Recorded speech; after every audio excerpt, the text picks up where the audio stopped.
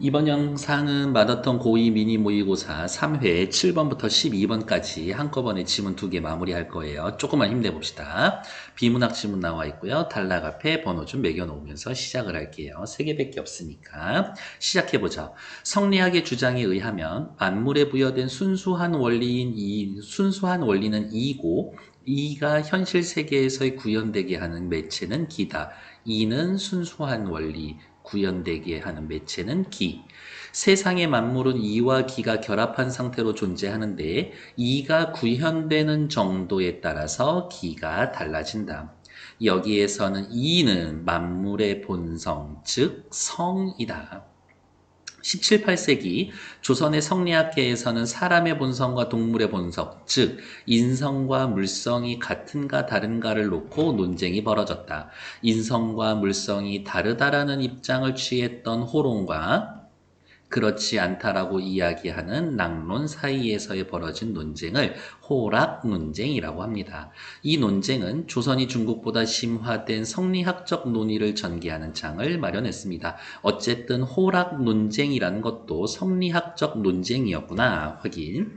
두 번째 달라. 호론 계열의 학자는 헷갈릴 수 있으니까 옆에다가 그냥 이렇게 써놓자고 뭐라고 달라. 호론 계열의 학자는 만물의 근원으로서의 이는 동일하지만 사람만이 정밀하고 빼어난 기를 가진 덕분에 완전한 이를 갖췄고 사람만 완전한 이. 동물은 거칠고 흐린 기를 가졌기 때문에 불완전한 이를 갖췄다고 보았습니다. 동물과 사람의 본성 이가 달라. 이것을 근거로 그들은 사람과 동물의 본성은 근본적으로 다르다라는 입장을 취했다. 이것은 그들이 기와 결합된 이후의 이를 성이라고 여겼기 때문이다. 그러니까 기와 이가 결합하니까 이는 같을지라도 기가 다르면 성이 달라지겠지. 그들은 여기에서 더 나아가 만물에 부여된 기가 개체마다 다르므로 성은 사람과 동물이 다를 뿐만이 아니라 사람 사이에서도 차이가 있다라고 보았다. 반면에 낙론 계열의 학자는 인간과 동물의 차이는 기에 의해서 생기고 이는 기와 결합하던 되기 이전이던 이후든 동일하다라고 보았다. 그들은 기가 다르다고 해서 기와 결합한 이가 달라진다고 생각해서는 안 된다고 강조했다. 이가 달라지지 않는다. 이러한 논리를 바탕으로 그들은 사람과 동물을 포함한 만물의 본성은 동일하다고 주장을 했다. 세 번째 단락. 그렇다면 17, 8세기 왜 이러한 논쟁이 펼쳐졌을까? 당시 호론 계열의 학자들은 청나라 문물을 덜 받는 충청도 지역에 기반으로 하고 있었다. 청나라 사람은 오랑캐이자 동물과 다름없는 존재로 보고 그들의 문물을 수용하지 말아야 한다라는 입장. 그 대신 우리가 가진 순수한 모습을 지켜내야 한다. 하지만 같은 시기에 낙론 계열의 학자들은 서울 지역에 기반을 두어 청나라 문물을 접할 기회가 많아 지역 차이 때문에 호론 낙론이 나뉘었었네. 그들은 청나라 문물이 결코 야만적이 아니라는 사실을 깨닫고 이를 적극적으로 받아들이고자 했다. 청나라 사람도 조선나라 사람이나 명나라 사람과 같은 인간으로서 그들은 문물에 대해 마찬가지로 평가를 내렸던 것이다. 그러면 낙론 계열의 학자들은 이렇게 정리할 수가 있겠는데 뭐라고? 사람 같아. 사람이 같으면 그 사람들이 만들어낸 문물이 같아. 그러니까 어떻게 걔네들 받아들여. 요 정도로 정리할 수가 있을 것 같아요. 두 문제밖에 안 되니까 위로 올라가서 빠르게 문제 확인하도록 할게요. 7번 문제. 윗글을 이해한 내용으로 적절하지 않은 것은 1번 이가 구현되는 정도는 기에 따라서 정해진다. 첫 번째 단락에 있었죠? 이가 구현되는 정도는 기에 따라서 달라진다. 1번 맞는 얘기. 2번 기는 이가 현실 세계에서 구현되게 하는 매체다. 바로 옆에 있죠.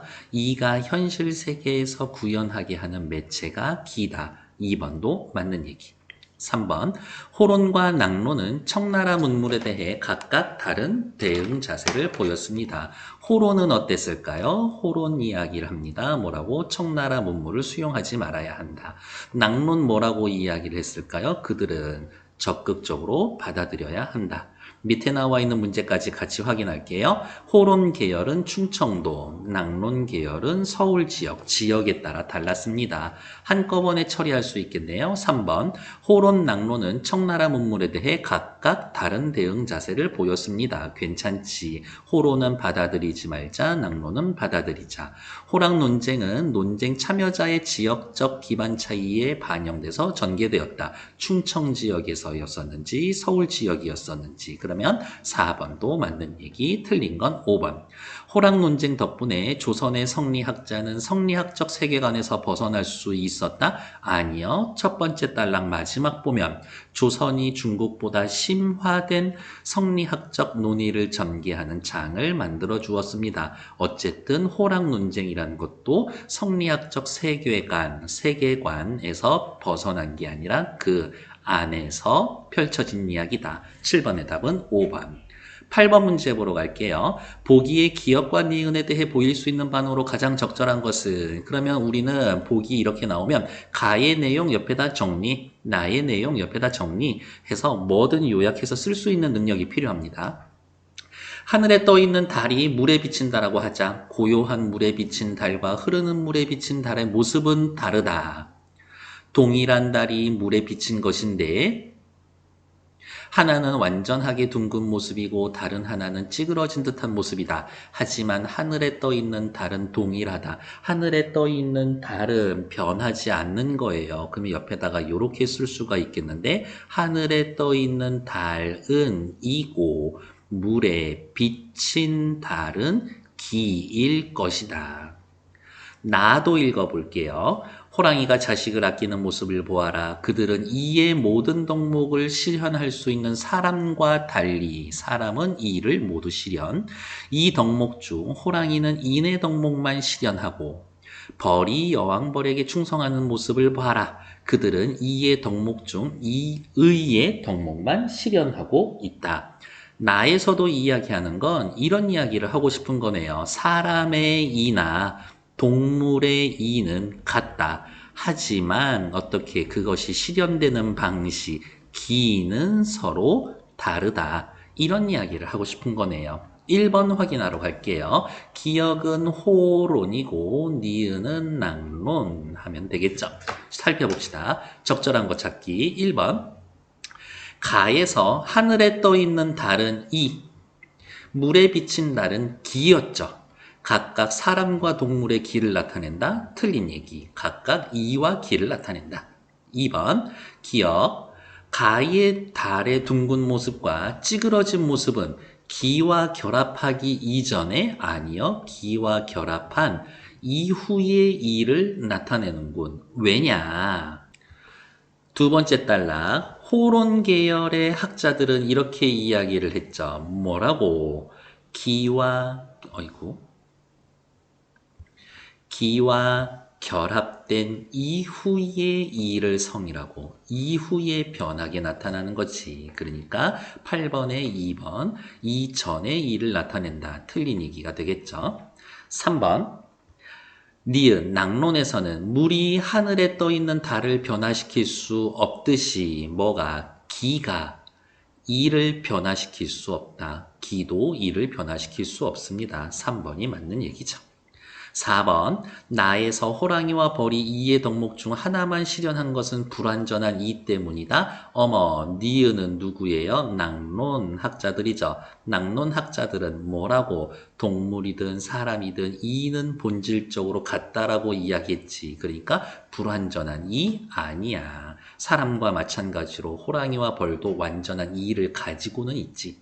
5번 나에서 호랑이와 벌이 실현한 이의 덕목이 다른 것은 이들이 지는 이가 다르기 때문에 아니요. 사람과 모든 동물은 서로 다르지 않습니다. 같습니다. 그것을 실현하는 기가 다를 뿐이지. 틀린 이야기. 그래서 답은 3번. 다음 페이지 고전소설 하나 보러 갈게요.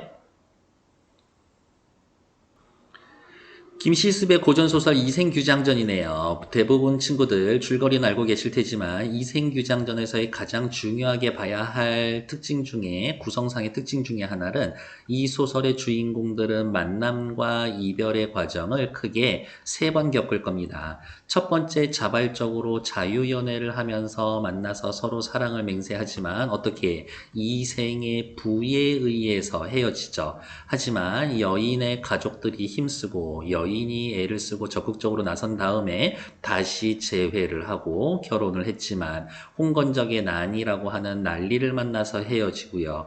그렇지만 여인은 정조를 지키다가 죽었고 죽은 여인과 살아있는 이생 사이에 서로의 또 다시 사랑, 두 번째 재회가 나타나고 하지만 삶과 죽음이라는 이유 때문에 영원히 이별하게 된다.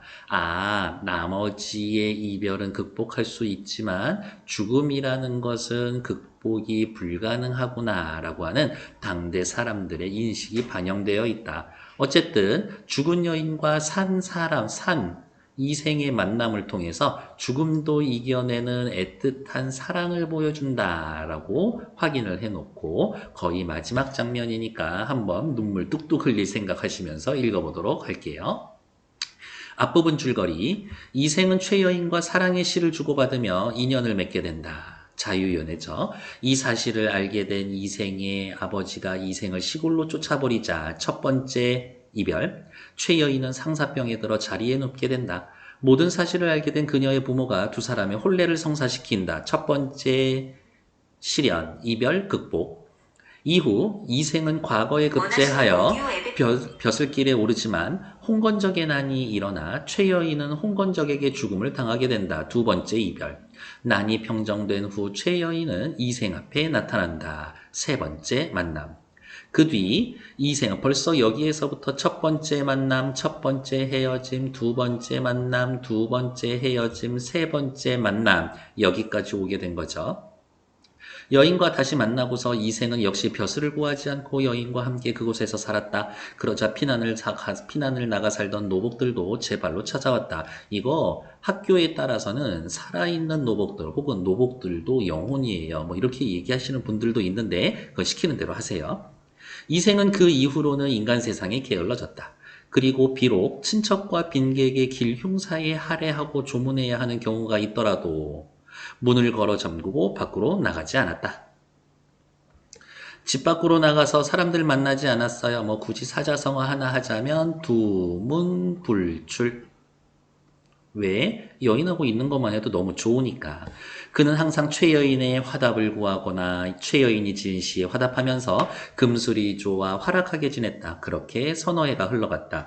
어느 날 저녁, 항상 그러던 어느 날 몇 년 후에 이런 말이 나오면 새로운 사건의 발생을 암시하는 부분이 되죠. 여인은 이생에게 말했다. 세 번이나 좋은 시절을 만났습니다. 세상 일은 어긋나기만 하네요. 즐거움이 다 누리기 전에 슬픈 이별이 갑자기 닥쳐오다니 이제 이 밑줄 그어놓은 슬픈 이별은 앞으로 곧 다가올 미래의 이별인 거고 삶과 죽음 사이의 경계 때문에 생겨있는 이별이라서 이것만큼은 앞에 두 가지 경우처럼 극복되지 않을 겁니다. 그러게 말하고는 마침내 흑흑 눈물을 터뜨렸다. 이생이 놀라 물었다. 어찌 이러시오? 여인이 대답했다. 저승의 운수는 피할 길이 없습니다. 요 얘기죠.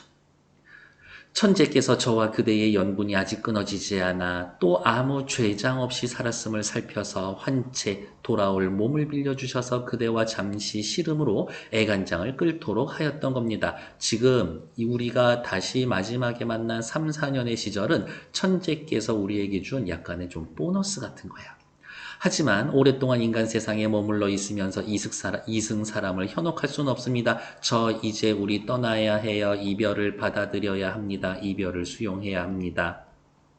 최여인은 몸종을 시켜 술을 올리게 했습니다. 그리고 옥루춘이라는 하나의 노래를 부르면서 이생에게 술을 권했습니다. 전장의 창과 방패가 시야에 가득 어려워져 있는 곳, 두 번째 이별을 하게 되었었던 홍건적의 난 이야기를 하고 있는 거겠네. 옥구슬이 부서지고 꽃잎이 날며 원앙도 짝질었네. 원앙은 우리 두 사람이었을 거고요.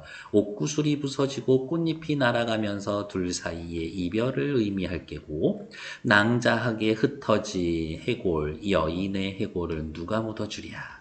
피에 젖어 떠도는 영혼은 하소연할 사람이 없구나. 단식.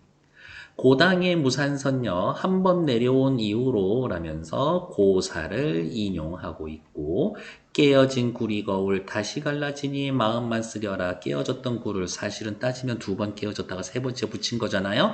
다시 갈라집니다. 바로 요거는 세 번째 이별. 이제 작별한 듯 둘 다 소식이 아득하여 천상과 인간 사이에 소식이 막히리라 라면서 천상이면 죽음, 인간, 삶 사이의 거리감을 나타내는 거겠네. 내가 차라리 그대와 함께 황천으로 갈지언정 어찌 무료하게 홀로 여생을 보존하겠소. 지난번 난리가 있은 뒤 친척과 노복들이 각각 서로 흩어지고 돌아가신 부모님의 해골이 들판에 낭자하게 흩어져 있을 때 낭자가 아니었다면 누가 매장할 수 있었겠소. 낭자가 해놨었던 일을 감사하고 있죠.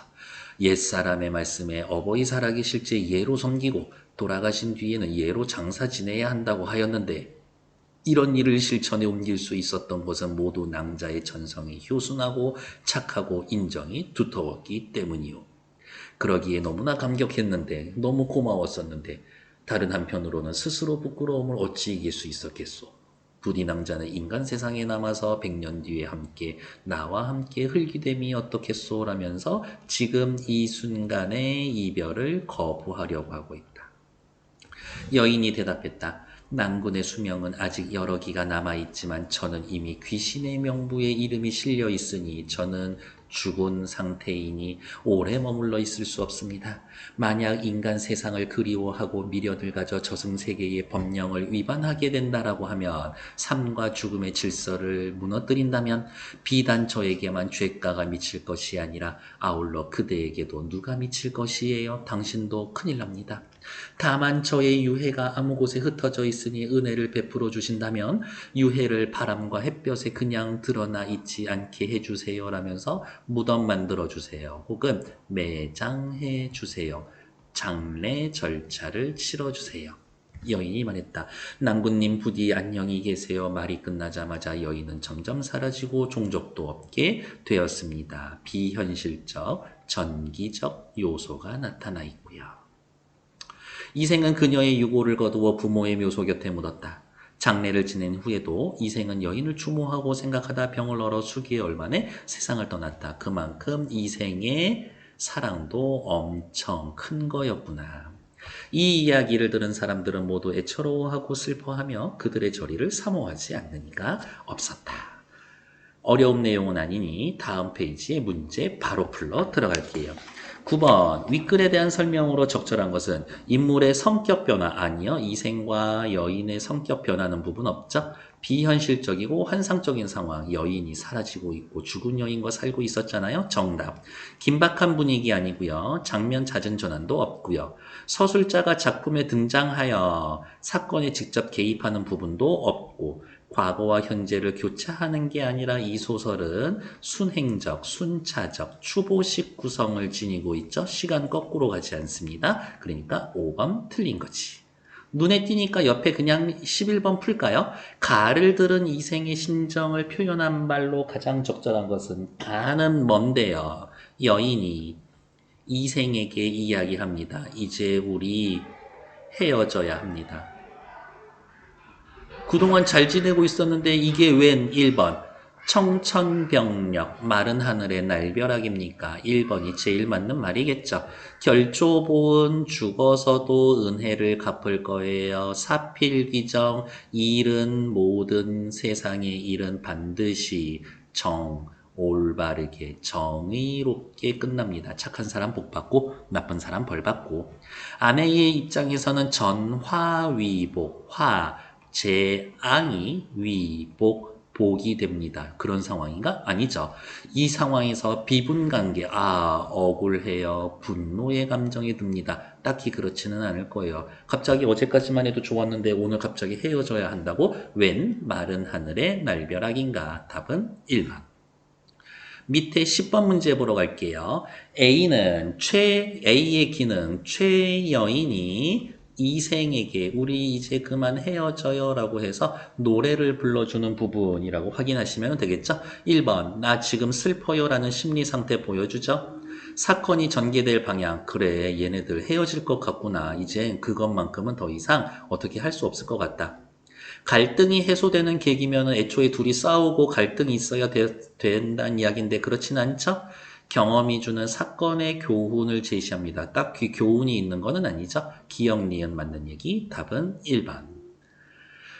페이지 보면서 앞에 본문 보면서 확인할게요. 12번에 1번 기억. 친척과 빈객들이 왔는데 집 밖으로 나가지 않았어. 최여인을 만난 후 이생은 세상 일에 관심이 없어졌습니다. 괜찮죠? 니은 부분은요. 이제 즐거움을 다 누리기 전에 우리 슬픈 이별이 닥쳐옵니다. 앞서서 2번의 이별이 있었습니다. 3번 만났어. 3번 만나려면 앞에 2번은 헤어져야지. 3번 디귿 부분은요. 오른쪽에 인간 세상을 그리워하여 미련을 남기고 제가 계속 현실에 남아있으면 나도 벌받고 너도 벌받을 거예요. 최여인이 이생과 함께 할 수 없는 이유 괜찮죠? 리을 제 무덤 만들어주고 장례 치러주세요. 부모의 장례를 재차 부탁하는 게 아니라 자신의 장례를 부탁하고 있는 거지. 효심이 아니라 마지막 남은 억울함 정도는 치워주세요지. 답은 4번. 미음. 이생도 여인을 추모하다가 수개월 만에 세상을 떠났다. 지극한 사랑을 볼 수 있다. 맞는 얘기죠. 틀린 건 4번. 오늘 강의는 여기서 마무리. 바로 이어지는 4회 강의에서 만나도록 할게요. 수고했어요. 다음 시간에 또 만나요. 좋아요 눌러줘. 안녕!